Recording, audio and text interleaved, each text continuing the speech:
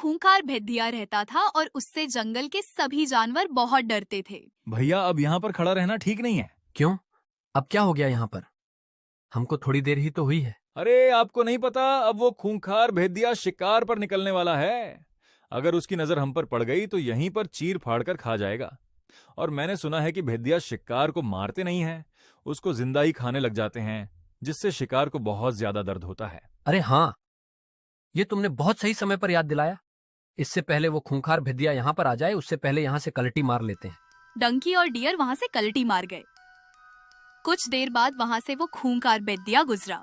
काफी दूर से पैदल चलता हुआ आ रहा हूं, लेकिन मुझको रास्ते में एक भी जानवर नहीं मिला। क्या सारे जानवर इस जंगल को छोड़कर चले गए, या फिर उनको मेरे बाहर निकलने का समय मालूम हो गया हो? जिस समय मैं बाहर निकलता हूं, शायद वह ना निकलते हों। अब मुझको अपना जंगल आने का समय बदलना होगा। चलो मेरे बच्चों, जल्दी जल्दी चलो, इससे पहले दोपहर हो जाए और वह खूंखार भेदिया शिकार के लिए निकले। हमको दोपहर होने से पहले अपना भोजन लेकर घर लौटना होगा। पर मम्मा, हम उस भेदिया से डरते क्यों हैं? वो इसलिए बेटा, वो भेदिया बहुत जालिम और खूंखार शिकारी है। वो किसी पर दया नहीं करता। अगर उसको एक बार शिकार दिख गया तो वो उसको जिंदा ही फाड़ डालता है। इसीलिए मेरे बच्चों, पूरा जंगल उस भेदिया से डरता है। इसीलिए दोपहर को कोई बाहर नहीं निकलता। पर मम्मा, अगर भेदिया दोपहर की जगह सुबह शिकार पर निकल आया तो? बेटा, ऐसा कभी हुआ नहीं है।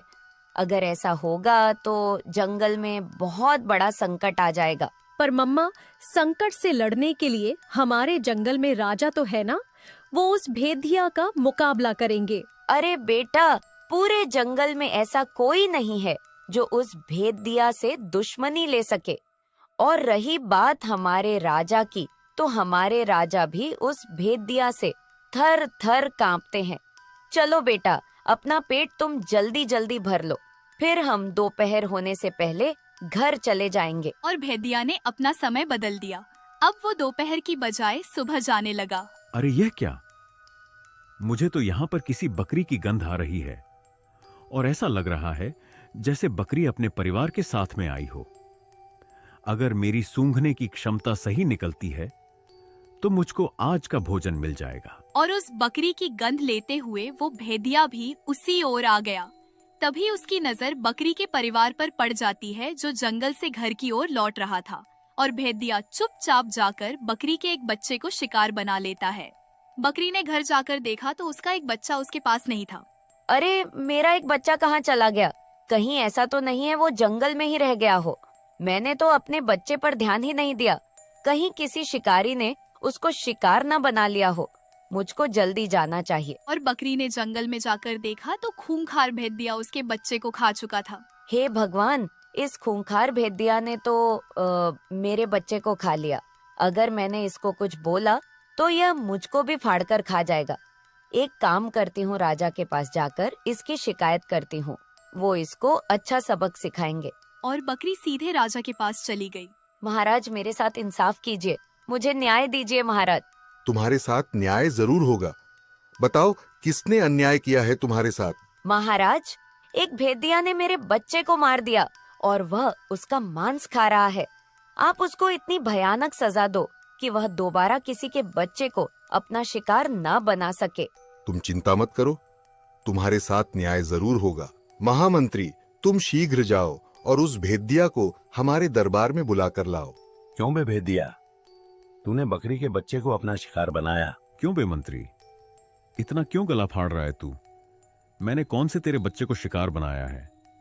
एक बकरी का ही तो बच्चा था। मुझे भूख लगी थी, मैंने पकड़कर खा लिया। इसमें गलत क्या है? गलत और सही का फैसला करने वाला तू कौन होता है? गलत और सही का फैसला महाराज करेंगे। तुझको दरबार में मेरे साथ चलना होगा। चल मेरे साथ। महाराज कौन होते हैं मेरा फैसला करने वाले? जो ज्यादा ताकतवर होगा वह अपना फैसला स्वयं करेगा। जाओ, मैं नहीं आता तुम्हारे साथ। अगर तू मेरे साथ नहीं आया तो मैं तुमको जिंदा या मुर्दा लेकर ही जाऊंगा और तुमको हर हाल में राजा के दरबार में जाना ही होगा। इसलिए अच्छा है कि तुम जिंदा ही चलो। मुझे लगता है मंत्री तुझको ही मुर्दा पहुंचाना पड़ेगा तेरे दरबार में। मैं नहीं चाहता कि राजा के साथ मेरा कोई झगड़ा हो, पर तुमने मुझे झगड़ा करने पर विवश कर दिया है। आज मैं तुझको ऐसा मजा छकाऊंगा, तू तो क्या जंगल का कोई भी जानवर मुझे बुलाने के लिए मेरे पास नहीं आएगा। और भेदिया ने इतना कहकर महामंत्री के ऊपर हमला कर दिया और कुछ ही देर में महामंत्री को घायल कर दिया। महामंत्री वहां से अपनी जान बचाकर भाग गया।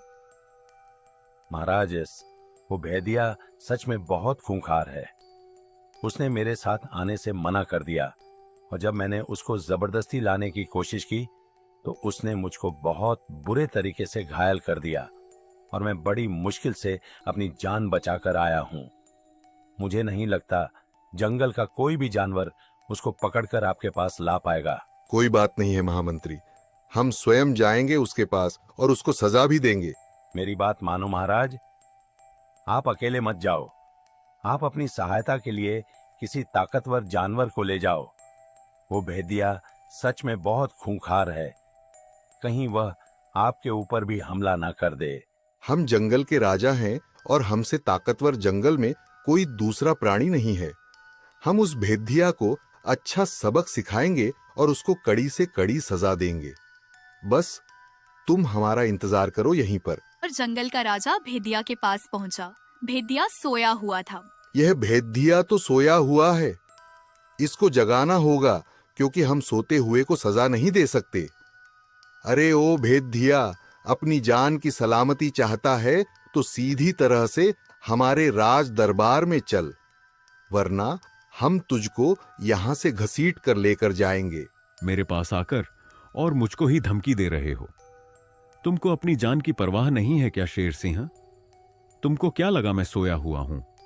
तुम नहीं जानते मैं जंगल का सबसे ताकतवर जानवर हूं। मैं नींद में भी सचेत रहता हूं। यह तो बहुत अच्छी बात है कि तुम नींद में भी सचेत रहते हो। मैं चाहता हूं तुम जागते हुए भी सचेत रहो और तुम्हें हमेशा यह याद रहे कि हमारे जंगल में रहना है तो तुमको हमारे बनाए नियमों का पालन करना होगा। तुम आज से किसी भी जानवर का शिकार नहीं करोगे और ना किसी के बच्चे को अपना शिकार बनाओगे। समझे भेदिया? मैं तुम्हारे बनाए हुए किसी भी नियम को नहीं मानूंगा। और वैसे भी जंगल का उसूल होता है, जो ताकतवर रहेगा वह अपने नियम स्वयं बनाएगा। इसीलिए मुझको तुम्हारे नियमों को मानने की आवश्यकता नहीं है। इस समय मुझसे ताकतवर जानवर जंगल में दूसरा कोई नहीं है। और मेरी एक सलाह है, तुम अपने नियम अपने पास रखो और मुझे अकेला छोड़ दो, वरना तुम्हारा अंजाम भी वही होगा जो तुम्हारे मंत्री का हुआ है। भेदिया की बात सुनकर शेर की हवा निकल गई, लेकिन वो राजा था। उसने हिम्मत दिखाई और भेदिया को अंतिम चेतावनी दे डाली। आज फैसला हो ही जाए कि जंगल का कौन ताकतवर जानवर है।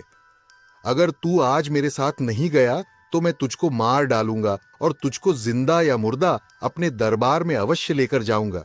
तो हो जाए मुकाबला, फिर जिस तरीके से मैंने तेरे मंत्री को मारा है उससे भी भयानक तरीके से मैं तुझे मारूंगा। और दोनों ने एक दूसरे के ऊपर हमला कर दिया। भेदिया बहुत खूंखार था और शेर सिंह वहां से अपनी जान बचाकर भाग गया। अगर दोबारा मेरे पास आया तो तुझे जान से मार दूंगा। होगा तू राजा अपने वहां का, लेकिन इस जंगल का सबसे ताकतवर जानवर मैं हूं, इसीलिए खुद का फैसला मैं खुद ही करूंगा। क्या हुआ महाराज? आपकी हालत को देखकर तो लग रहा है कि भेदिया ने आपको भी अच्छे तरीके से रगड़ दिया है। हाँ, तुमने बिल्कुल ठीक कहा था महामंत्री। वो भेदिया सच में बहुत ज्यादा ताकतवर और खतरनाक है। उससे मैं तो क्या, मेरे जैसे 2 शेर मिलकर भी उसका मुकाबला नहीं कर सकते। मुझे लगता है अब जंगल में भेदिया अपनी मनमानी करेगा और वह जंगल के प्रत्येक जानवर को अपना शिकार बना लेगा। लेकिन महाराज, यह तो बहुत गलत बात है। आप इस जंगल के राजा हो और सभी जानवर आपके बनाए हुए फैसले को मानते हैं। फिर यह भेदिया किस खेत की मूली है? क्यों ना हम दोनों एक साथ उसका मुकाबला करें। चाहे फिर हम पूरी तरीके से क्यों ना मर जाएं, या फिर उस भेदिया को मार देंगे। नहीं, उस भेदिया के हाथों से मरने से अच्छा है हम कुछ और तरकीब निकाले। तुम एक काम करो, तुम डियर को बुलाकर लाओ। अब वही समस्या का कुछ हल निकालेगा। और मंत्री डियर के पास पहुंचा और उसको जंगल की पूरी सच्चाई बता दी और डियर को अपने साथ ले आया। डियर, तुम आ गए? हमको तुम्हारा बहुत बेसब्री से इंतजार था। तुमको तो महामंत्री ने बता दिया होगा कि मुझको और महामंत्री दोनों को उस भेदिया ने बुरी तरीके से पीटा है।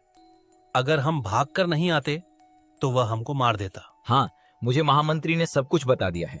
अब सवाल यह होता है कि जंगल का कौन सा प्राणी है जो उसको अच्छा सबक सिखा सके और उसको इस जंगल से बाहर निकाल सके। हाँ, तो अब तुम एक अच्छा सा उपाय बताओ जिससे हम उस भेदिया से छुटकारा पा सके। आप चिंता मत करो महाराज, वो भेदिया कल इस जंगल में दिखाई नहीं देगा। और डियर वहां से चला गया। भेदिया एक पेड़ के नीचे बैठा था। अरे आज शिकार खुद चलकर मेरे पास आ रहा है। बहुत दिन हो गए हैं हिरण का मांस नहीं खाया। आज तो मैं इस हिरण की दावत उड़ाऊंगा। अरे भेदिया भाई, तुम यहाँ पर बैठे हो और मैं तुमको पूरे जंगल में पागलों की तरह ढूंढ रहा था। मुझे तुमको एक खुशखबरी देनी। तू यहाँ पर खुद चलकर आ गया है। इससे ज्यादा खुशखबरी और क्या होगी। मुझे आज बैठे बैठे ही खाना मिल गया। अब मैं तुझको चीर फाड़ कर खा जाऊंगा। हाँ। अरे वह सब तो बाद की बात है। मैं कौन सा यहाँ से भागे जा रहा हूँ। मैं तो अपने आप को भाग्यशाली मानता हूँ कि आप जैसा ताकतवर प्राणी मुझे अपना शिकार बनाएगा। मुझे तो इस बात का भय लग रहा था कि कहीं कोई बाघ मुझे अपना शिकार ना बना ले, क्योंकि मैं उन बुज़दिलों का भोजन नहीं बनना चाहता। पर मैं आपके लिए एक अच्छी खबर लेकर आया हूँ भेदिया भाई। जल्दी बता, फिर क्या है वह अच्छी खबर। तुमने कभी ऑमलेट खाया है अंडे का, जो खासकर सुनहरी चिद्धिया के अंडे से बनता है? नहीं, मैंने तो वो तो कभी नहीं खाया। क्या ऐसा भी कोई ऑमलेट बनता है क्या सुनहरी चिद्धिया के अंडे से? हाँ, बनता है और वह खाने में बहुत स्वाद होता है। अगर तुमको अंडे का ऑमलेट खाना है तो तुमको कल दोपहर को हाथी के पास आना होगा और उसी के पास सुनहरी चिद्धिया ने अंडे रखे हैं। अगर तुम हाथी के पास से अंडे ले लो तो तुम जंगल के पहले जानवर बन जाओगे जिसने अंडे से ऑमलेट बनाकर खाया है, और जब भी अंडे का ऑमलेट कोई बनाएगा तो तुम्हारा जिक्र जरूर किया जाएगा। हाँ हिरण भाई, मैं जरूर अंडे का ऑमलेट बनाकर खाऊंगा, चाहे कुछ भी हो जाए। कल उस हाथी से अंडे लेकर ही आऊंगा और ऑमलेट बनाकर खाऊंगा। अरे सुनहरी चिद्धिया बहन, तुमको पता है आज तुम पर बहुत बड़ा खतरा आने वाला है। हे भगवान, खतरा? मैं तो बहुत छोटी सी हूँ। भला मैं इतने बड़े खतरे का सामना कैसे कर पाऊंगी? वैसे क्या है वो खतरा? वो खतरा है एक भेदिया जो तुम्हारे अंडों पर अपनी नजर गड़ाए हुए है और वो तुम्हारे अंडों से ऑमलेट बनाकर खाने वाला है। अगर तुम अपने अंडों को बचाना चाहती हो तो तुम यहाँ से भाग जाओ। लेकिन हिरण्य भाई, मैं उस भेदिया से कब तक भाग सकती हूँ? वो एक ना एक दिन मुझको और मेरे अंडों को खा ही जाएगा। अब आप ही मुझको कोई उपाय बताओ जिससे मैं अपने अंडों को उस भेदिया से बचा सकूं। लेकिन हिरण्य भाई, मैं उस भेदिया से कब तक भाग सकती हूँ? वो एक ना एक दिन मुझको और मेरे अंडों को खा ही जाएगा। अब आप ही मुझको कोई उपाय बताओ जिससे मैं अपने अंडों को उस भेदिया से बचा सकूं। तो तुम एक काम करो, तुम हाथी दादा के पास चले जाओ। कोई भी जानवर हाथी दादा से पंगा लेना नहीं चाहता। अगर तुम उनके पास अपने अंडे रख दो फिर भेदिया, तो क्या उसका बाप भी वहाँ से अंडे नहीं ले सकता? ठीक है हिरन भाई, मैं आज ही अपने अंडे हाथी दादा के पास रखाती हूँ। और सुनहरी चिद्धिया हाथी दादा के पास जाकर अंडे रख देती है। हाथी दादा, आप मेरे अंडों को अपने पास रख लो। एक भेदिया मेरे अंडों को खाना चाहता है। क्या आप मेरी मदद नहीं करोगे? मैं सबसे कमजोर पक्षी हूँ जो उड़ भी नहीं सकती। भला मैं अपने अंडों की रक्षा कैसे कर पाऊंगी हाथी दादा? आप मेरे अंडों की रक्षा करना। तुम बिल्कुल भी चिंता मत करो, तुम्हारे अंडे मेरे पास सुरक्षित रहेंगे। आने दो उस भेदिया को। अगर मैंने उसके दांत नहीं तोड़े तो मेरा नाम भी हाथी दादा नहीं। अरे ये दोपहर भी तो नहीं हो रही। आज तो मुझको दोपहर का बहुत बेसब्री से इंतजार है। हिरण भाई ने बताया था कि अंडे का ऑमलेट खाने वाला मैं पहला जानवर बनूंगा, और जब भी अंडे का ऑमलेट बनेगा तो मेरा जिक्र जरूर होगा। अब बस दोपहर हो जाए, फिर मैं अंडे का ऑमलेट खाऊंगा। फिर कुछ समय बाद दोपहर हो गया और भेदिया हाथी के पास चला गया अंडे लेने के लिए। जैनो, अरे ओ हाथी, चल, उस सुनहरी चिद्धिया के अंडों को मुझे दे दे और मुझको उनका ऑमलेट बनाकर खाने दे। मुझे पहले ही पता था तू यहाँ पर अपने दांत तुड़वाने के लिए जरूर आएगा, इसीलिए मैंने पहले ही तेरा बंदोबस्त कर दिया था। तुझको एक मासूम अबला सुनहरी चिद्धिया के अंडों को खाते हुए शर्म नहीं आती? अगर कोई तेरे बच्चों को मार कर खाए तो तुझे कैसा लगेगा? अरे मैं यहाँ पर तेरा प्रवचन सुनने के लिए नहीं आया। शायद तू नहीं जानता कि मुझसे जंगल का राजा भी दहशत खाता है। मैं अभी तुझको अपने ताकतवर जबड़े और नुकीले दांतों का कमाल दिखाता हूँ और अभी तेरी सूंड को काटकर अलग करता हूँ। और जैसे ही भेदिया हाथी दादा की सूंड की तरफ बढ़ा तो हाथी दादा ने उसको जोरदार एक टक्कर मार दी, जिससे भेदिया के होश उड़ गए। अरे बाप रे, इसने तो एक ही बार में मुझको अधमरा कर दिया। अगर मैं दोबारा इसके पास गया तो यह मुझको मार डालेगा, और गलती से इसने मेरे ऊपर अपना पैर रख दिया तो मेरा कचुम्बर ही निकल जाएगा। इससे पहले कि यह मुझे मार डाले, मैं यहाँ से भाग जाता हूँ। अरे भागता कहाँ है कायर? अगर दोबारा तू मुझको इस जंगल में दिखा तो मैं तेरा खून पी जाऊंगा। अरे वाह, मेरी तरकीब काम कर गई। सांप भी मर गया और लाठी भी नहीं टूटी। भगवान, आज तो बहुत भयानक रात है, जल्दी घर पहुंचना पड़ेगा। भैंसा तेजी से चल ही रहा था कि अचानक उसे रास्ते के बीच में कुछ खड़ा दिखाई दिया। वो बिल्कुल चुप खड़ा था। उसका शरीर भेदिया जैसा था, लेकिन उसके दो मुंह थे। दोनों मुंह बिल्कुल एक जैसे। भैंसे की सांस अटक गई। कौन हो तुम? लेकिन वो प्राणी चुप रहा। अरे भाई, कुछ बोलो भी, कौन हो? तभी बिजली चमकी और वो दो मुंह वाला प्राणी धीरे धीरे दिखने लगा। भैंसा कांप उठा। अचानक वो प्राणी गुर्राया। भैंसा डर के मारे उल्टे पैर भागा। पीछे से भारी कदमों की आवाज आने लगी, जैसे कोई बहुत बड़ा जानवर उसके पीछे दौड़ रहा हो। भैंसा भागते भागते सीधे शेर सिंह की सभा में पहुंचा। उस समय वहां शेर सिंह और जंगल के सभी जानवर मौजूद थे। जंगल में दानव आ गया है। फिर शुरू हो गया इस कदर। लेकिन तभी बाहर से डरावनी हुंकार सुनाई दी। पूरा जंगल कांप गया। एक घायल लकड़बग्घा भागता हुआ सभा में आया। उसके शरीर पर पंजों के निशान थे। वो दानव हमारे इलाके में भी आ गया। कैसा दिखता है वो? उसका शरीर भेदिया जैसा है, लेकिन उसके दो मुंह हैं। अब सभा में सन्नाटा छा गया था। मुझे तो पहले से लग रहा था कि कुछ गड़बड़ है। तुम्हें हर चीज में गड़बड़ लगती है। कल रात मैंने भी नदी के पास किसी को खड़े देखा था, लेकिन अंधेरे में समझ नहीं आया। और कल से जंगल के 2 खरगोश भी गायब हैं। अब जंगल के सभी जानवर डर रहे हैं। आज से कोई भी जानवर रात में बाहर नहीं निकलेगा। सब अपने अपने घर चले गए। उस रात गधा प्रसाद अपनी माँ के साथ बैठा था। बाहर हवा अजीब आवाज कर रही थी। आज कोई बाहर नहीं जाएगा। तभी दरवाजे के बाहर कदमों की आवाज आई। दोनों चुप हो गए। फिर दरवाजे पर किसी ने धीरे धीरे खरोचना शुरू किया। कौन है बाहर? कोई जवाब नहीं आया। फिर वही खरोचने की आवाज। गधा डरते डरते दरवाजे के पास गया। धीरे से झरोखे से बाहर देखा और उसके हाथ पैर कांप गए। बाहर वही 2 मुंह वाला प्राणी खड़ा था। वो बाहर खड़ा है। तभी बाहर से गुर्राने की आवाज आई और फिर अचानक सब शांत हो गया। कुछ देर बाद गधा फिर बाहर देखने गया, लेकिन वहाँ कोई नहीं था। सिर्फ जमीन पर बड़े बड़े पंजों के निशान थे। अगली सुबह जंगल में खबर फैल गई। रात में भैंसे का छोटा बच्चा गायब हो गया था।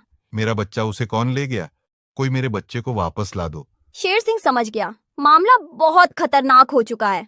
उसने जंगल में निगरानी शुरू कर दी। 3 रात तक कुछ नहीं हुआ, लेकिन चौथी रात ऊंट पानी पीने नदी किनारे जा रहा था।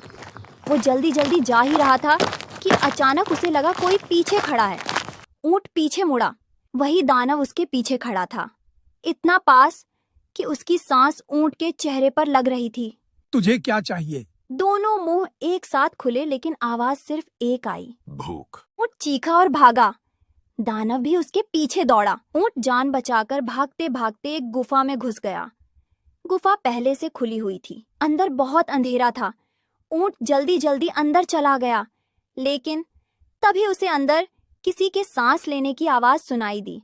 ऊंट पीछे मुड़ा और डर के मारे उसकी चीख निकल गई। गुफा के अंदर भी वही दानव खड़ा था।